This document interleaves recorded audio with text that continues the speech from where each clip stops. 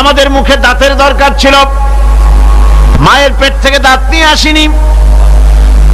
মায়ের পেট থেকে আসার পরে আমাদের খাবারের দরকার ছিল। লক্ষ্য করেন রব কারে বলে, লক্ষ্য করুন। মায়ের পেটের মধ্যে যখন ছিলাম ওখানে কোনো রোগের জীবাণু ঢুকতে পারে নাই। ফি করারিম মাকিন, একটি সুরক্ষিত জায়গায় আল্লাহ রাব্বুল আলামিন বাচ্চাকে রেখেছেন, যেখানে কোনো সর্দি হবে না, জ্বর হবে না, সর্দি হবে না, ব্রঙ্কাইটিস হবে না, ডায়াবেটিস হবে না, প্রেসার হবে না। মায়ের পেটের মধ্যে বাচ্চাকে এমন জায়গায় আল্লাহ যত্ন করে রেখেছেন। এই বাচ্চা যখন মায়ের পেট থেকে বেরিয়ে এলো তখন তার পরিবেশ অত্যন্ত খারাপ। এখানে পলিউশন আছে, এখানে কার্বন ডাই অক্সাইড আছে, এখানে বিষাক্ত হাওয়া আছে, এখানে দূষিত আবহাওয়া রয়েছে। প্রতি মুহূর্তে রোগ তাকে হামলা চালাতেছে। এই রোগের থেকে সে বাচ্চা বাঁচবে কি করে? এজন্য রব্বুল আলামিন তিনি এমন রব, মায়ের বুকের মধ্যে যে খাবার তৈরি করলেন বাচ্চার, ওই খাবারের মধ্যে বাচ্চার ওষুধও আল্লাহ পাক বানায়া দিলেন। মায়ের বুকের দুধ শুধু দুধ নয়, এটা ওষুধ। সুবহানাল্লাহ। এটা খাদ্য, এটা ওষুধ, এটা ভিটামিন, এটা ক্যালসিয়াম, এটা কার্বোহাইড্রেট, যা দরকার বাচ্চার জন্য সব আল্লাহ মায়ের দুধের মধ্যে দিয়ে দিলেন। যতক্ষণ বাচ্চা পেটে ছিল দুধ ছিল ঘন, যখন বাচ্চা মায়ের পেট থেকে বেরিয়ে এলো দুধটা হয়ে গেল পাতলা। এই পাতলা দুধটা খাবে, ওষুধ আছে এর মধ্যে, ভিটামিন আছে, খাইতে যেন বিস্বাদ না হয় একটু মিষ্টি দিয়ে দিলেন আল্লাহ, যাতে বাচ্চা মুখ ফিরায় না নেয়, সেজন্য খাইতে চায়। তারপরে যখন বাচ্চার হাড্ডি খেতে হবে, মাছ খেতে হবে, গোশত খেতে হবে, দুধের আর দরকার নাই। তার শরীরের ভিতরে রেজিস্ট্যান্স, রোগ প্রতিরোধক শক্তি তৈরি হয়েছে। এখন আরো ভালো খাবার দরকার। আল্লাহ রাব্বুল আলামিন মায়ের দুধকে শুকায় দিলেন, চুষলে আর পাওয়া যাবে না, দুধ শুকায় গেছে। এখন বাইরের খাবার খেতে হবে।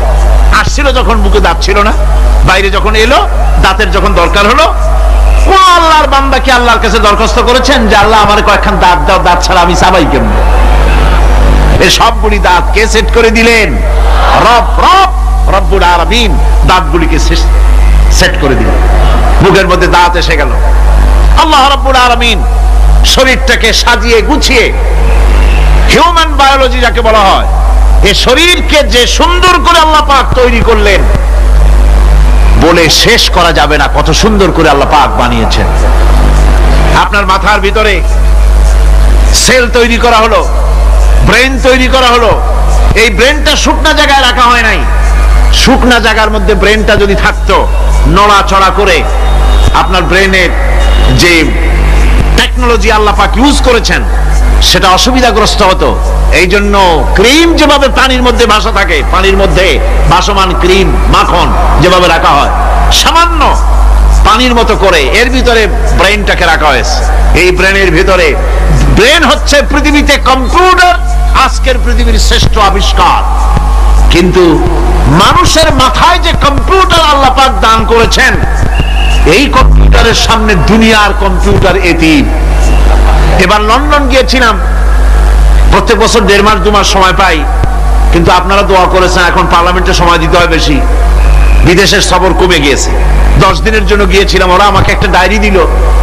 সেই ডায়েরিটার ভিতরে ডিজিটাল ডায়েরি, এই ডায়েরির মধ্যে তারা বলল যে এরকম, এই যে কাগজটা আপনারা দেখতে পাচ্ছেন, এই রকমের কাগজের 10 লক্ষ পাতা লিখতে যত কাগজ লাগে, এরকমের 10 লক্ষ পাতার লেখা ছোট্ট এই ডায়েরিটার মধ্যে ঢুকাই দেওয়া যায়।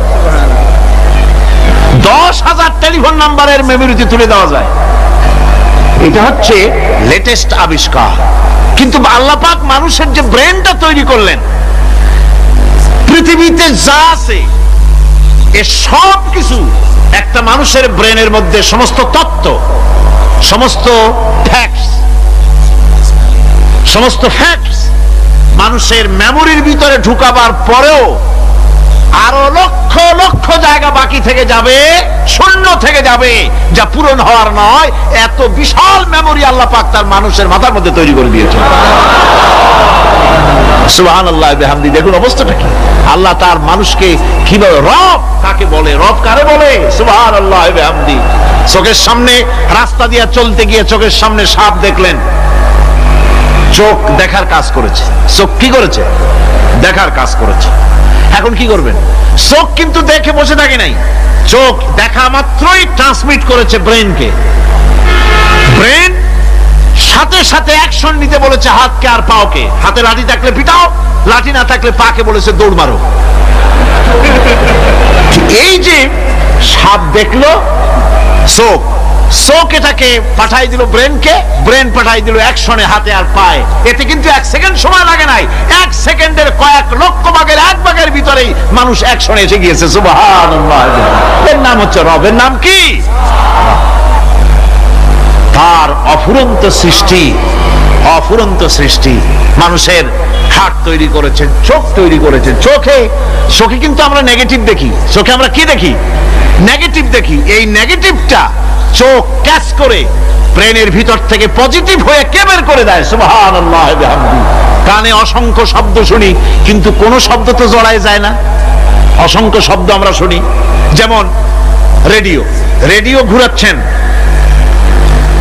9 ব্যান্ড রেডিও অথবা এর থেকেও বেশি ব্যান্ডওয়ালা রেডিও। আপনি যখন ঘুরাচ্ছেন কোন সেন্টার ধরার জন্য, অনেক সময় 4-5টা সেন্টার জড়ায় যায় না? জড়ায় কিনা? 4-5টা সেন্টার জড়ায় যায়, সর্বনাশ হয়ে যায়, কোনটা থেকে কোনটা শুনবেন। তো এইরকম করে আপনার কানের ভিতরে শব্দগুলি সব জড়াইয়া পাকাইয়া আপনার কানের মধ্যে একটা বিশ্রী আওয়াজ সৃষ্টি করে দিতে পারত। কে? স্তরে স্তরে শব্দগুলিকে শোনার ব্যবস্থা করেছে।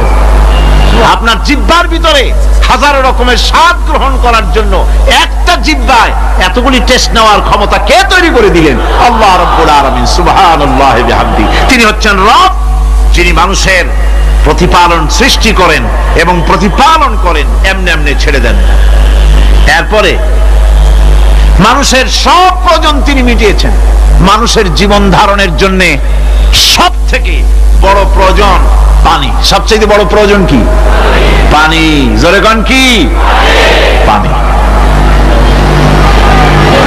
জীবনের জন্য পানি এবং আর্দ্রতা, এই দুটি জিনিস অপরিহার্য, এছাড়া জীবন বাঁচবে না। আমরা দেখতে পাই সমুদ্র ভরা পানি মজুদ আছে। লক্ষ্য করেন, সমুদ্র ভরা পানি মজুদ আছে, নদী খাল বিল ভরা পানি মজুদ আছে, কিন্তু এটাই তো যথেষ্ট নয়। রব হচ্ছেন তিনি, যিনি এই বিশাল বিশাল পানির মজুদ থেকে বাতাসকে যিনি বলেন, যিনি প্রতিনিয়ত বাষ্পীয় আকারে পানিগুলিকে সমুদ্র থেকে উত্থিত করেন, পানিগুলিকে উত্থিত করেন মহাকাশে। আল্লাহ পাক বলেন, আল্লাহুল্লাযী আরসালার রিয়াহা ফাতুসিরু সাহাবা। বাষ্প হয়ে পানিগুলি আকাশে উত্থিত হয় এবং মহাকাশে যাওয়ার পর এই পানিগুলি, লবণাক্ত পানিগুলি আল্লাহর মেশিনে সেগুলি মিষ্টি হয়ে যায়। জোরে কোন সুবহানাল্লাহ। পানিগুলি মিষ্টি হয়ে গেল। ওই মিষ্টি পানি আল্লাহ রাব্বুল আলামিন নাজিল করে দিলেন। এবার বৃষ্টি কণা কণা হয়ে পড়লো, ফোঁটা ফোঁটা বৃষ্টি। আল্লাহ খুঁজে দেখলেন বৃষ্টির ফোঁটাগুলি পৃথিবীর প্রতিটি কণা তালাশ করে তৃষ্ণার্ত কণাগুলিকে আল্লাহ পাক ভিজায় দিলেন। সেই জন্য তার নাম হলো রব। তিনি হচ্ছেন রব, প্রয়োজন মিটান। পানি সবচেয়ে প্রয়োজন বেশি, সেই পানি আল্লাহ পাক এভাবে সরবরাহ করলেন। জমিনের চারিদিকে নদী নালা রেখেছেন, জমিনকে আর্দ্র করেছেন, জমিনের ভিতরের পানি মিষ্টি করেছেন। টিউবওয়েল মারলে পরে, পাম্প করলে পরে ভিতর থেকে মিঠা পানি আল্লাহ পাক বের করে দেন। সুবহানাল্লাহ। এই মিষ্টি পানির ব্যবস্থা করেছেন। এরপরে তিনি ওই আল্লাহ পাক মিষ্টি পানির ব্যবস্থা করে বৃষ্টির মাধ্যমে পৃথিবীতে ফসল উৎপাদনের ব্যবস্থা করে দিলেন। সেজন্য আল্লাহ পাক কোরআনে কারীমের মধ্যে বলেছেন, ওয়াজআলনা মিনাল মাই কুল্লা শাইইন হাই। পানি দ্বারাই আমি সব বস্তুকে সজীব রাখি। বৈশিষ্ট্যের দিক থেকে পানির রয়েছে অনেক গুণ, আশ্চর্য গুণ। পৃথিবীর 75% হচ্ছে পানি। আকাশ থেকে অর্থাৎ চাঁদ থেকে যখন চাঁদে ভ্রমণকারীরা যখন ছবি তুলেছে তো সেই ছবিতে ব্লু রং এসেছে বেশি, সবুজ এসেছে কম। সবুজ হলো গাছপালা আর ব্লু হচ্ছে পানি, সমুদ্রের পানির রং হচ্ছে নীল। মানুষের শরীরের ভিতরে 60% পানি, গাছের মধ্যে রয়েছে পানি। পানি ছাড়া পৃথিবীর বাঁচার কোনো পথ নাই। আবার দেখেন, প্রচন্ড শীতের কারণে, ঠান্ডার কারণে যেসব এলাকায় তাপমাত্রা হিমাঙ্কের নিচে এসে যায়, সেই সব দেশে সমুদ্রের পানি আর দরিয়ার পানিগুলি বরফ হয়ে যায়। এই বরফ যখন হতে থাকে তখন পানি তার নিজের তাপকে নিচের দিকে ছুটতে থাকে। উপরের তাপ বরফ হয়ে যায় ঠান্ডা, আর নিচে তাপ বিচ্ছুরিত করে দিয়ে পানির ভিতরে যত জলজ প্রাণী আছে আর উদ্ভিদ আছে সবগুলিকে বাঁচায় রাখার ব্যবস্থা আল্লাহ রাব্বুল আলামিন এভাবে করে থাকে। এবার আল্লাহ রাব্বুল আলামিন বলছেন, এই পানি ছাড়া মানুষ বাঁচে না, প্রাণী বাঁচে না। পানি এমন এক জিনিস, এমন এক নিয়ামত আমি দান করলাম। আল্লাহ পাক বলেন, কুল আরাআইতুম ইন আসবাহা মাউকুম গাওরান ফামান ইয়াতিকুম বিমাইন মাইন। বলো দেখি সবে, শুকাইয়া যদি যায় এই জমিনের পানি, তাহলে হেথায় তটনির ধারা কে দিবে সবারে আনি। এই পৃথিবীর নদী নালা খাল বিল জমিনের আভ্যন্তরীণ দিকে পানিগুলি যদি আমি আল্লাহ রাব্বুল আলামিন শুকায় দেই, তাহলে আমি আল্লাহ ছাড়া এমন কে আছে যে নতুন করে আবার পানির আমদানি করে দিতে পারে? আছে কেউ? আজ পানির শূন্যতা আমাদের দেশে দেখা যাচ্ছে। পানি আস্তে আস্তে কমে যাচ্ছে, আস্তে আস্তে পানি শেষ হয়ে যাচ্ছে। কি কারণে শেষ হচ্ছে এবং কি হলে পানি পাওয়া যাবে পরে বলা যাবে ইনশাআল্লাহ। তো জীবন ধারণের জন্য যেমন পানির প্রয়োজন, জীবন ধারণের জন্য তেমন বাতাসেরও প্রয়োজন। পানি ছাড়া তো কিছু সময় চলতে পারে, পানি এবং খাদ্য ছাড়া কিছু সময় চলতে পারে, কিন্তু বাতাস ছাড়া তো এক মুহূর্ত চলে না, ঠিক কিনা? বুঝেন কিনা কথা?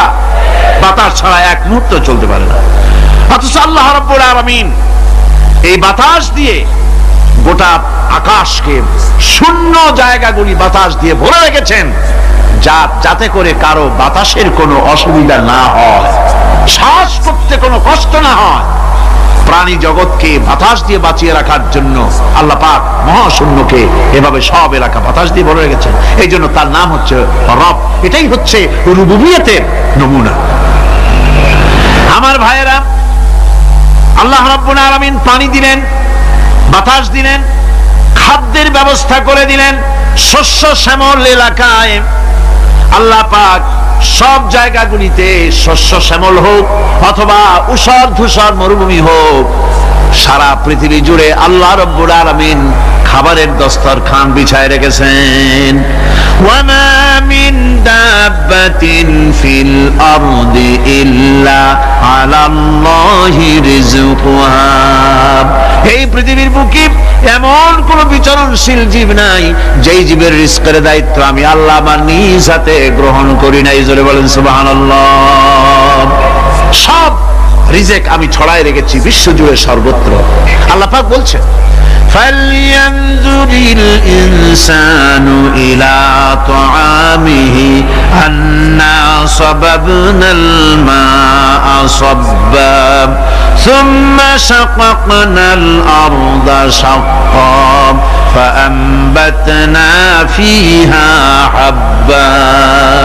আল্লাহ পাক বলছেন, মানুষের উচিত নিজ খাদ্যাদির দিকে লক্ষ্য করা, নিজে খাদ্যের দিকে লক্ষ্য করা। যেহেতু এই খাদ্য প্রতিদিন তার সামনে আসে, এদিকে তার লক্ষ্য করা উচিত। আমি কিভাবে, আমি প্রথমে জমিনের উপরে পানি বর্ষণ করি, পরে জমিনকে দীর্ণ বিদীর্ণ করি, এরপরে জমিনের ভিতরে উর্বরা শক্তি আমি দান করি। কে বলতেছেন এই কথা? আল্লাহ পাক বলছেন। এরপরে আমি নানান জাতের ফসল ফলন তোমাদের জন্য আমি দান করে দেই। খাদ্যের দিকে নজর করতে এই জন্য আল্লাহ পাক বলেছেন, মানুষ চতুর্দিক থেকে তো চোখ ফিরাতে পারে, মুখ ফিরাতে পারে, কিন্তু খাদ্যের দিকে তার নজর করতেই হয়। সকালে, দুপুরে, বিকালে, রাত্রে সব সময় তার সামনে খাবার আছে। আল্লাহ পাক বলেন খাবারের দিকে একটু নজর করো, কেমন ভাবে কি সুন্দর করে খাবারগুলি তৈরি করে দিয়েছি, শুরু কিভাবে হলো, পরিপক্ক কিভাবে হলো, সেদিকে তোমরা লক্ষ্য করো। সে লক্ষ্য তো করা নাই, সমানে খায়, বিসমিল্লাহ বলে না, আলহামদুলিল্লাহ বলে না, পাইকারি দরে খাইতেই থাকে। আল্লাহ পাক বলছেন খাদ্যাদির দিকে লক্ষ্য করো। এই যে চাউল তোমরা খাচ্ছ, আটা খাচ্ছ, গম খাচ্ছ, মাছ খাচ্ছ, গোশ খাচ্ছ, তাম পৃথিবীর সমস্ত বিজ্ঞানীরা একত্রিত হয়ে একটা চাউল বানাইতে পারবে? জোরে কোন পারবে? না পারবে। পারবে প্লাস্টিকের চাউল, আর কলেরা হয়ে মরবে। পৃথিবীর সমস্ত বিজ্ঞানীরা একত্রিত চাউল বানাতে পারবে না, একটা ডিম বানাতে পারবে না। পারবে একটা ডিম বানাতে? পারবে না। বিজ্ঞানীদের প্রশংসা আমরা করি, হ্যাঁ করি, বিজ্ঞানীরা অনেক কিছু বিশ্বকে উপহার দিয়েছে, কিন্তু মূল রবের কাছে আমরা যাই না, তাকে চিনতেও পারি না, সেখানে যাই না। বিজ্ঞানীরা কি করেছে? আল্লাহর বানানো জিনিসগুলি তারা ডিজাইন করেছে। ডিজাইন করতে তো নিষেধ নাই, আর ডিজাইন করাই যায়, সৃষ্টি করতে পারে না। বিজ্ঞানীরা সৃষ্টি করে নাই, ডিজাইন করেছে। কিরকম? আল্লাহ পাক চাউল তৈরি করেছেন। চাউল তৈরি করেছে কে? বলেন না সবাই। এখন আপনারা সেই চাউল দিয়ে পিঠা বানান, পায়েস বানান, সেই চাউল দিয়ে পিঠা, আরো কি যেন খায় চট্টগ্রামে রস দিয়া, ওটাকে কি কয়?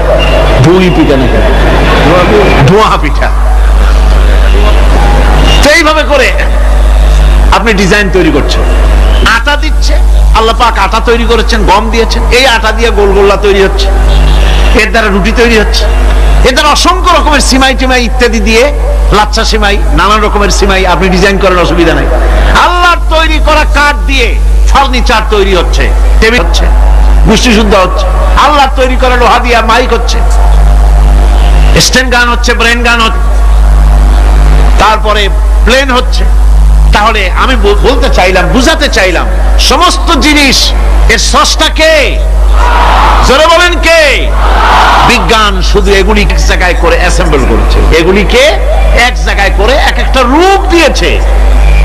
এখানে বিজ্ঞানের কৃতিত্ব আছে ঠিক, কিন্তু আপনারাই বলেন, লোহা যদি আল্লাহ তৈরি না করতেন, এই মাইক তৈরি হতো? রাইফেল তৈরি হতো? আর রাইফেল যদি নাই হতো, তাহলে কারাগারের বন্দীগুলো মারতেন কি দিয়া? রাইফেল যদি না হতো, যুদ্ধ করতেন কি দিয়ে? ঠিক কিনা? যত মারামারি ইত্যাদি যা কিছু হচ্ছে, তো শুধু মারামারির জন্যই তো আল্লাহ লোহা বানান নাই। লোহার সবচাইতে বড় প্রয়োজন হচ্ছে জমিন কর্ষণ করা, জমিন চাষ করা। এই জমিন চাষের জন্য লাঙ্গল দরকার, শাবল দরকার, খন্তা দরকার, কোদাল দরকার। এই লোহার দাম কেউ আল্লাহ পাক এত লোহা বেশি দিয়েছেন, যার জন্য লোহার দাম কম। সোনা কম দিয়েছেন, যেহেতু সোনার প্রয়োজনীয়তা কম, লোহার প্রয়োজনীয়তা বেশি, এই জন্য লোহা বেশি দিয়েছেন, দামটা কমে গেছে, যার জন্য আপনার আমার জন্য কিনে ব্যবহারটা সহজ হয়েছে। কথা ঠিক কিনা? বন্ধুগণ, আল্লাহ রাব্বুল আলামিন এইভাবে করে মানুষের রুবুবিয়াতটা, আল্লাহ পাকের রুবুবিয়াত হচ্ছে এই, তিনি মানুষকে সুন্দর করে সৃষ্টি করে যা কিছু প্রয়োজন সবকিছু খাওয়াচ্ছেন, দিচ্ছেন।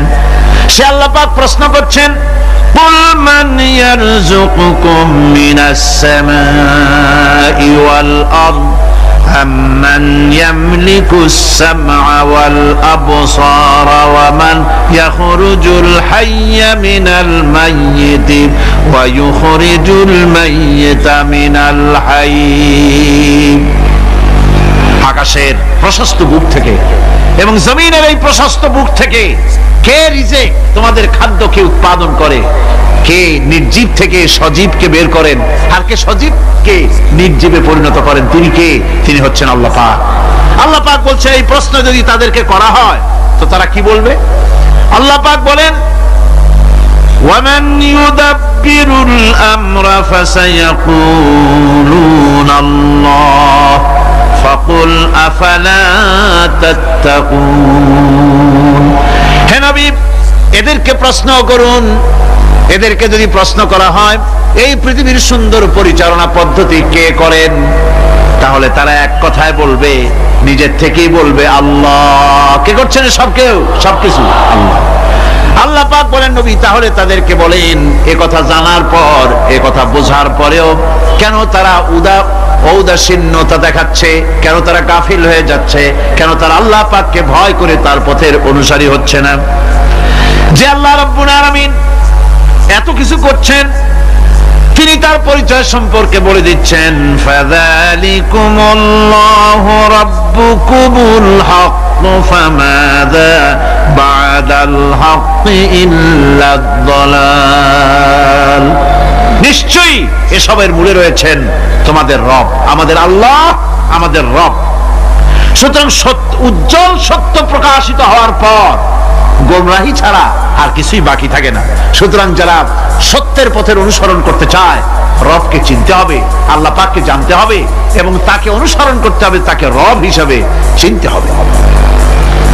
আমার বন্ধুগণ, এটা হচ্ছে সেই রুবুবিয়াত ইলাহি যার দিকে হযরত মুসা আলাইহিস সালাম ইঙ্গিত করেছিলেন ফিরআউন যখন তাকে প্রশ্ন করেছিলেন, ফামান রাব্বুকুমা ইয়া মুসা, হে মুসা তোমাদের দুজনের রব কে?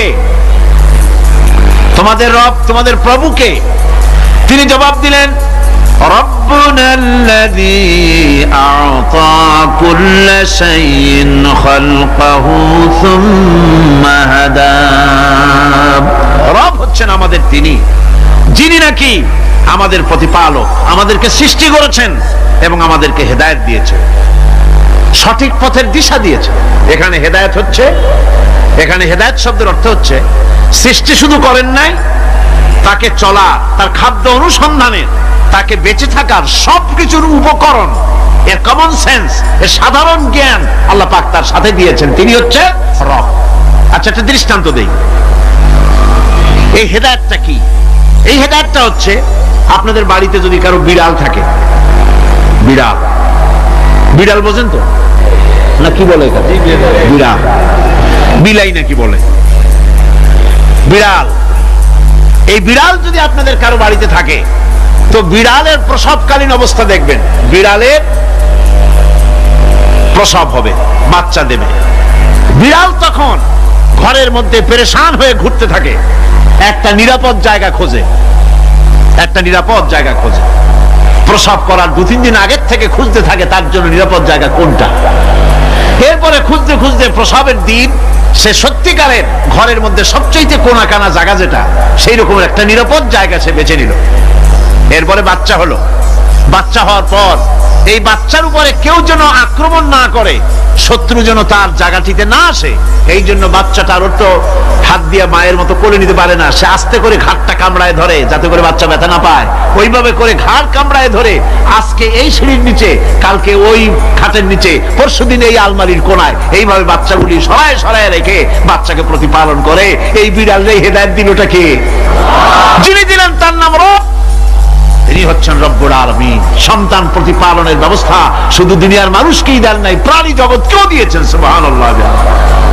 বলেন বলেন, মুরগির বাচ্চা হলো, ডিমের থেকে বাচ্চা বের হলো, এই বাচ্চাগুলি হয়েছে গতকাল, আজকে বাচ্চাগুলি আদার খাচ্ছে মায়ের সাথে।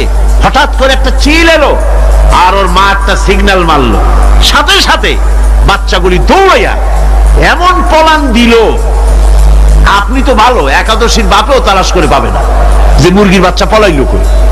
এখন ওই বাচ্চাটিকে এই সিগন্যাল সম্পর্কে কে অবহিত করলো যে এইরকম একটা আওয়াজ শুনলে এটা ভীতির আওয়াজ, এটা সাইরেন, এটা বিপদ সংকেত, এটা ডেঞ্জার সিগন্যাল, এটা শুনলে দেখলে তাড়াতাড়ি করে আত্মগোপন করবা। কে ঠিক এলো? কে ঠিক হইলো? আল্লাহ পাক শিখাইছে। এখন এক শ্রেণীর বুদ্ধিজীবী তারা আবার উল্টা কথা কয়। তারা বলে কি? তারা বলে যে মুরগি বাচ্চা, এই বাচ্চা যে দৌড় মারলো, এখানে আল্লাহ এইসব কিছু নাই, নাউযুবিল্লাহ মিন যালিক। তো এখানে কি আছে? কয় যে এখানে বিষয়টা হলো এই যে এই মুরগি আর মোরগ, ওর বাপ মা, এই দুজনের মধ্যে আছে চিলের ভয়, আছে শিয়ালের ভয়। ওই ভয় ওদের মধ্যে ছিল, এই মা বাপের ক্রসের মাধ্যমে বাচ্চা আসছে, কাজী ওই ভয় বাপের যদি কোনো রোগ থাকে, মায়ের রোগ থাকে, তো এগুলি তো বাচ্চার মধ্যেও ঢোকে।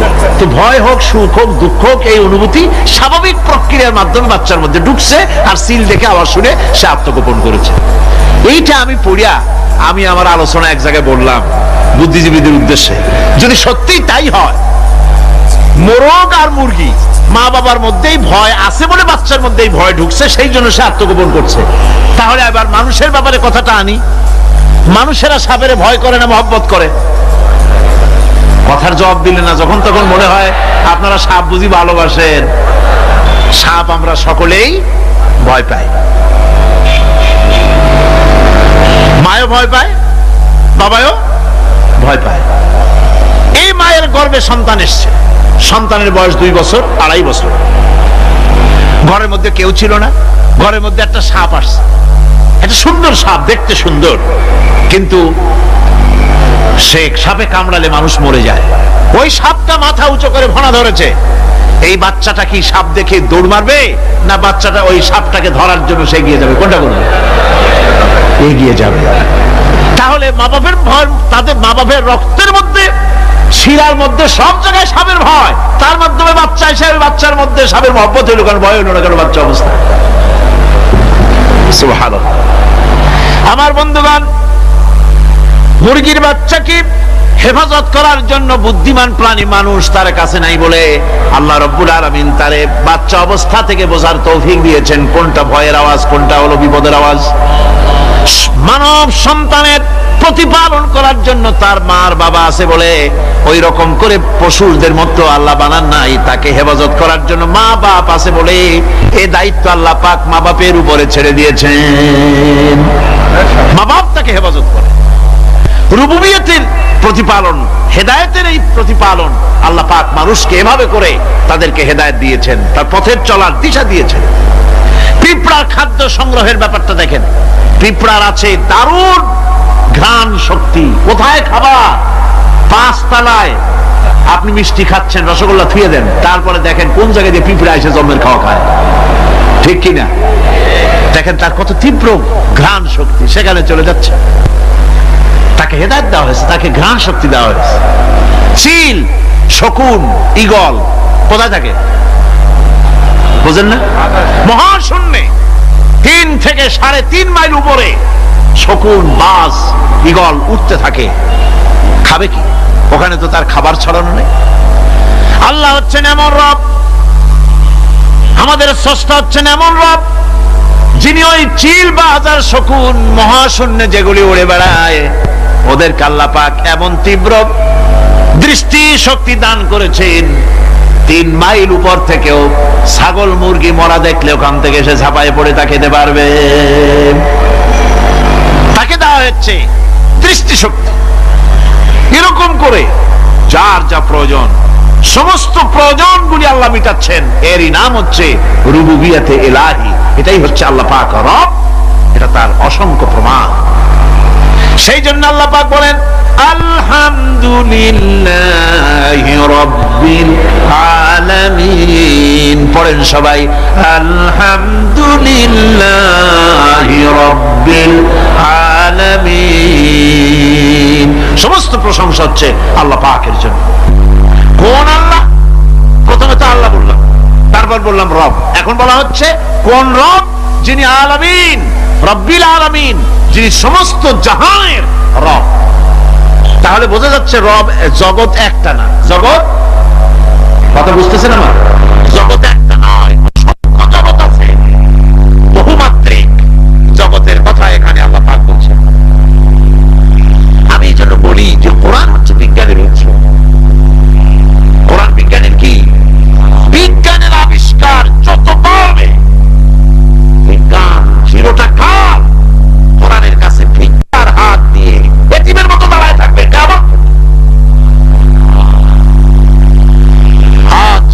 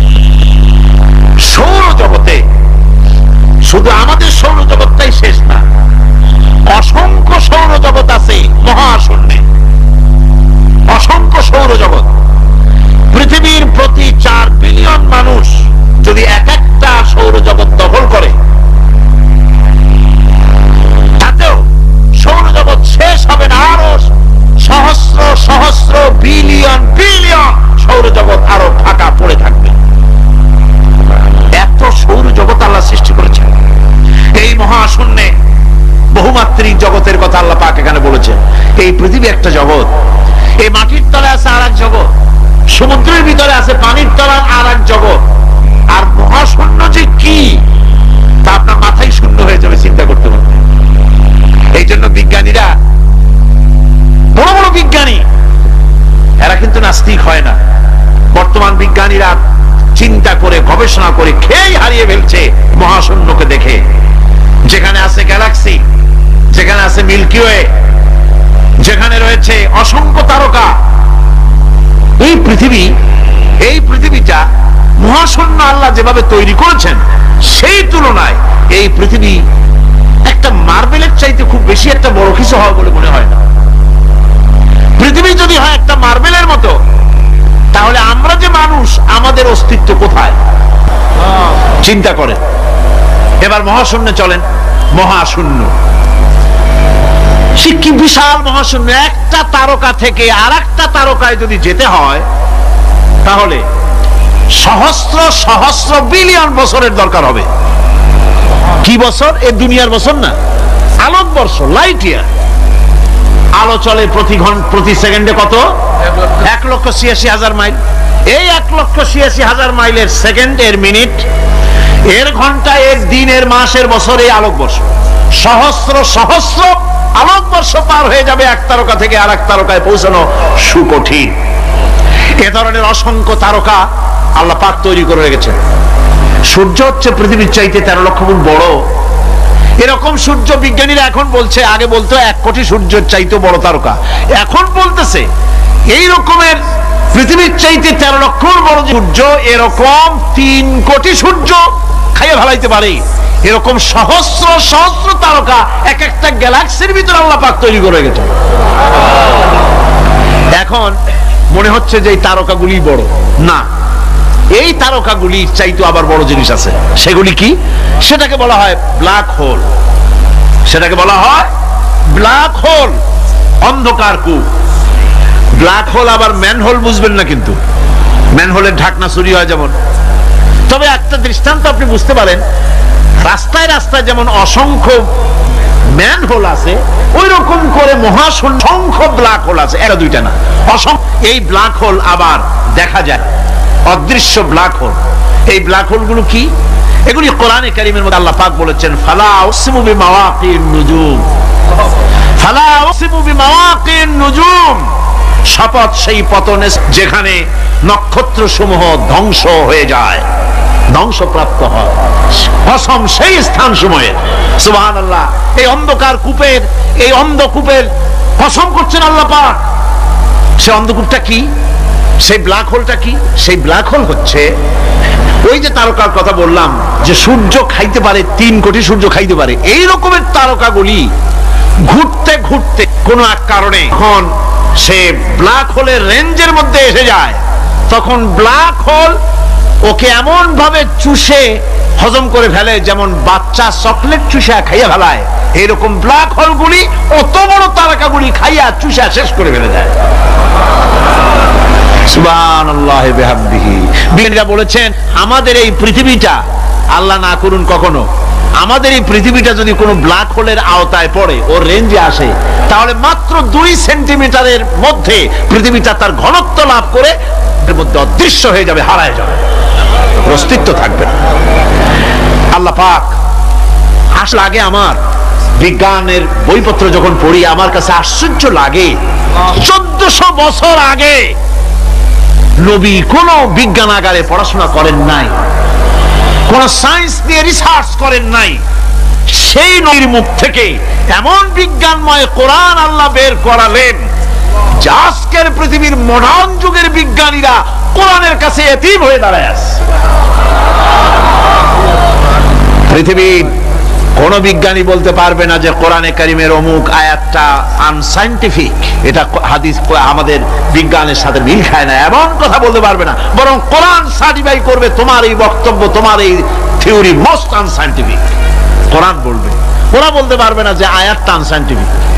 সুতরাং কোরআন হচ্ছে মহান বিজ্ঞানময়, কোরআন হচ্ছে আল্লাহ পাকের দেওয়া এক মহান বিধান, যে কোরআনের কারণে আল্লাহ পাক আমাদেরকে হেদায়েত দান করেছেন। এমন এক কিতাব, এমন এক কোরআন আল্লাহ পাক আমাদের কাছে দান করেছেন। আর রহমান আল্লামাল কোরআন, কোরআন তিনি রহমান আমাদের কোরআন শিখিয়েছেন, এমন কোরআন যার সংরক্ষণ পদ্ধতি অবিকল রয়ে গেছে। কোরআন যেভাবে নাজিল হয়েছিল সেইভাবেই আছে, না উল্টা পাল্টা হয়েছে? উল্টা পাল্টা হয়নি। কোরআনে কারিমে রব্বুল আলামিন বলেন উল্টা পাল্টা না হওয়ার কারণ শোনো, এই পৃথিবীর বুকে যত বই কিতাব আছে, যত ধর্ম পুস্তক আছে, সব পরিবর্তন হয়েছে, পরিবর্তন হয়েছে, তারমিম তারিফ হয়ে গেছে। বাইবেলের অবস্থা তো এমন, বাইবেল সম্পর্কে বর্তমানে বলা হচ্ছে ওর ভিতরে আল্লাহর একটা ওয়ার্ডও নাই। বর্তমান বাইবেলে আল্লাহর একটা বর্ণ নাই। এত উলট পালট সর্বনাশ হয়ে গিয়েছে। এখন তারা মুসলমানদেরকে গ্রহণযোগ্য করাবার জন্য দেখুন ষড়যন্ত্র একরকম না, হাজারো রকমের ষড়যন্ত্র। তারা তাদের বাইবেলের মধ্যে এখন লিখতেছে আয়াত, আয়াত নম্বর এত, আগে লিখত পদাবলী, পদাবলী এত নম্বর পদ, এত নম্বর পদাবলী, এভাবে লিখত। এখন লিখতেছে আয়াত নম্বর অত, আগে লিখত সদা প্রভু, এখন লেখে আল্লাহ তাআলা খোদাবন্দ। আখিরাত, রিসালাত, নবুয়ত, এইসব কথাগুলি ইসলামের মূল পরিভাষাগুলি তারা গ্রহণ করে মুসলমানদেরকে বিভ্রান্ত করার চেষ্টা করে। আমার বন্ধুগণ, সব ধর্মীয় পুস্তকগুলি যেখানে তারমিম তারিফ হয়ে গেল, কোরআনের কোনো পরিবর্তন আজও। কোরআন নাজিল হচ্ছে, রাসূল করিম বুখারী শরীফে এসেছে প্রতি রমজান মোবারকে হযরতে জিবরাইল আসতেন, হুজুরকে বলতেন হুজুর আপনি তেলাওয়াত করেন আমি শুনি, যতটুক নাজিল হয়েছে পড়েন। হুজুর পড়তেন, জিবরাইল শুনতেন, আবার জিবরাইল পড়তেন, হুজুর শুনতেন। এমনি করে করে যে বছর হুজুর ইন্তেকাল করবেন, হুজুরের জীবনের শেষ রমজান মোবারকে কোরআন নাজিল পরিপূর্ণ হয়ে গেছে। হযরত জিবরাইল বলেন হুজুর কোরআন তো নাজিল তামাম হয়ে গিয়েছে, এবার আপনি পুরা কোরআন পড়ে আমারে শোনান। হযরতে রাসূল পুরাটা পড়ে 30 পারা পড়ে শোনায় দিলেন, জিবরাইল শুনলেন। এবার জিবরাইল বলেন হুজুর আমি তেলাওয়াত করতেছি আপনি শুনেন। হযরতে জিবরাইল 30 পারা পড়লেন, হুজুর শুনলেন। আবার হযরত জিবরাইল বলেন হুজুর এবার আবার আপনি পড়েন। হুজুর পড়লেন, জিবরাইল শুনলেন, আবার জিবরাইল পড়লেন, হুজুর শুনলেন। তার মানে হলো হুজুর যে বছর ইন্তেকাল করলেন ওই বছরের রমজান মোবারকে হযরত জিবরাইল 2 বার পড়েছেন, হুজুর শুনেছেন, আর হুজুর 2 বার পড়েছেন, জিবরাইল শুনেছেন, যাতে করে একটা জের জবর, একটা আয়াত, একটা সেমিকোলন যেন বাদ না পড়ে যায়। কোরআন কারীম মুখস্থ করার জন্য আল্লাহ রাব্বুল আলামিন এটাকে স্থায়ী করার জন্য বাধ্যতামূলক করেছেন, নামাজের ভিতরে তেলাওয়াত করতে হবে। মানুষ নামাজের মধ্যে তেলাওয়াত করে সওয়াবের জন্য, সকালে পড়ে, বিকালে পড়ে, অর্থ সহকারে বুঝে পড়ে, রাত্রে পড়ে, দিনে পড়ে। পৃথিবীতে এমন একটা মুহূর্ত নাই যখন কোরআনে কারীম তেলাওয়াত হয় না। জোরে কোন সুবহানাল্লাহ। মানুষ এটাকে তেলাওয়াত করতেছে, মুখস্থ করতেছে। এই কোরআন শরীফের ভিতরে রয়েছে সব কিছু। এর মধ্যে রয়েছে ইতিহাস, এর মধ্যে আছে বিজ্ঞান, এর ভিতরে রয়েছে দর্শন, ভূতত্ত্ব, উদ্ভিদতত্ত্ব, নৃতত্ত্ব, খতত্ত্ব, জ্যোতির্বিজ্ঞান। এর ভিতরে রয়েছে মানুষের পারিবারিক নীতি, সামাজিক নীতি, চুক্তি নীতি, বন্ধু নীতি, যুদ্ধ নীতি, মানুষের যা প্রয়োজন সব কিছু এ কোরআনে কারীমের মধ্যে আল্লাহ পাক সন্নিবেশিত করে দিয়েছেন। জোরে কোন সুবহানাল্লাহি ওয়া বিহামদিহি। আমার ভাইয়েরা, কোরআন এর পরিচয়ের কথা বলতেছিলাম। আল্লাহ পাক কি কোরআন আমাদের শিখালেন, কোন কোরআন আমাদের শিখিয়েছেন, সেই কোরআনের পরিচিতি আপনাদের সামনে আমি তুলে ধরতেছি। আমি নিজে না, এবার কোরআন তার পরিচয় নিজেই দেবে। কেউ যদি কোরআনের কাছে জিজ্ঞাসা করে কোরআন তুমি কোথা থেকে নাজিল হয়েছ, কে তোমাকে নাজিল করেছে, এই প্রশ্ন যদি কেউ কোরআনের কাছে করে, কোরআন নিজেই তার জবাব দিতে পারে কিনা? কোরআন নিজেই বলে তানজিলাম মিম্মান খালাকাল আরদা ওয়াস সামাওয়াতিল উলা। এই কোরআন নাজিল করেছেন তিনি, যিনি ওই সুউচ্চ আকাশ আর জমিনকে যিনি সৃষ্টি করেছেন, সেই আল্লাহ আমারে নাজিল করেছেন। কোরআনের কাছে কেউ যদি প্রশ্ন করে ও কোরআন এই পৃথিবীতে নাজিল হওয়ার আগে তুমি কোথায় ছিলে, কেউ যদি প্রশ্ন করে, কোরআনে কারীম নিজে নিজের পরিচয় শোনায়, আমি কোথায় ছিলাম শোনো।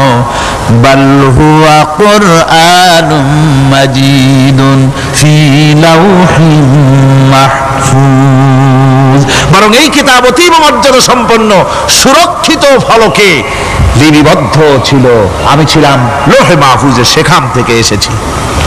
যদি কেউ প্রশ্ন করে কোরআন কি, কোরআন তুমি কার উপরে অবতীর্ণ হয়েছ, জবাব কোরআন নিজেই দেয়, ওয়া আমিনু বিমা নুজ্জিলা আলা মুহাম্মাদ ওয়া হুয়াল হাক্কু মির রাব্বিহিম, ঈমান আনো সেই জিনিসের উপরে যেটা মুহাম্মদ সাল্লাল্লাহু আলাইহি ওয়াসাল্লামের উপর অবতীর্ণ হয়েছে। আবার অন্য আয়াতেও জবাব পাওয়া যায়, তাবারাকাল্লাযী নাযালাল ফুরকানা আলা আবদিহি লিয়াকুনা লিল আলামিনা নাযীরা, অতীব বরকতপূর্ণ মহান সত্তা সেই আল্লাহ রাব্বুল আলামিন যিনি তার বান্দার পরে ফুরকান অবতীর্ণ করেছেন। সুবহানাল্লাহি বিহামদি। কোরআনের নাম আমি বলেছিলাম শুধু কোরআন নয়, অনেক নাম আছে। কোরআনের আরেক নাম ফুরকান, কোরআনের আরেক নাম কি? আল ফারকু বাইনাল হক্কি ওয়াল বাতিল, কোরআন হচ্ছে সেই মহাসত্য যা মিথ্যা এবং সত্যের মধ্যে পার্থক্য সূচিত করে, মঙ্গল এবং অমঙ্গলের মধ্যে পার্থক্য সৃষ্টি করে, যা সত্য এবং মিথ্যার মধ্যে তাফরিকা সৃষ্টি করে, সত্যকে মানুষকে বুঝিয়ে দেয়, তার নাম হচ্ছে ফুরকান। এবার যদি প্রশ্ন করা হয়, ও কোরআন বুঝলাম তুমি লৌহে মাহফুজে ছিলে, বুঝলাম তুমি নবীজির উপরে নাজিল হয়েছো, এবার বলো তুমি কোন মাসে নাজিল হয়েছো, তুমি তো আসছিলা প্রথম কোন মাসে নাজিল হয়েছো, এ প্রশ্ন যদি কেউ করে, কোরআন তার জবাবে বলবে, শাহরু রমাদানাল্লাযী উনজিলা ফীহিল কুরআন, রমজানের পবিত্র মাসে আমি অবতীর্ণ হয়েছি। সুবহানাল্লাহ। যদি প্রশ্ন করা হয়, রমজানে তো আসছো, কিন্তু প্রথম নাজিল হয়েছিল কোন সময়, ওটা কি দিন ছিল না রাত ছিল? কোরআন তার জবাবে বলে, ইন্না আনজালনাহু ফি লাইলাতিল কদর, কদরের পবিত্র রাতে আমি এই পৃথিবীতে আমার আগমন ঘটেছিল। যদি প্রশ্ন করা হয়, বুঝলাম সবই, কেন নাজিল হয়েছে তুমি, এই পৃথিবীর তোমার আসার উদ্দেশ্য কি, মূল কাজটা কি, এই প্রশ্ন যদি করা হয়, কোরআনে কারীম তার জবাবে বলে, শোনো কেন এসেছি, লিতুখরিজান নাসা মিনাজ যুলুমাতি ইলান নূর, আমার মিশন হচ্ছে গোটা বিশ্ব মানবতাকে পুঞ্জীভূত জমাট বাঁধা অন্ধকারের ভেতর থেকে টেনে বের করে আলোর সন্ধান দিতে, আলোর দিকে আনার জন্য আমি কোরআন নাজিল হয়েছি। গোটা পৃথিবীর মানুষ আছে অন্ধকারের ভিতরে, কিসের মধ্যে? অন্ধকার কি? অন্ধকার হচ্ছে পুঁজিবাদ, অন্ধকার সমাজতন্ত্র, অন্ধকার ধর্ম নিরপেক্ষতাবাদ, অন্ধকার জাতীয়তাবাদ, মানুষের তৈরি করা যত মতবাদ সব কি? জোরে কোন, সবগুলি কি? অন্ধকার।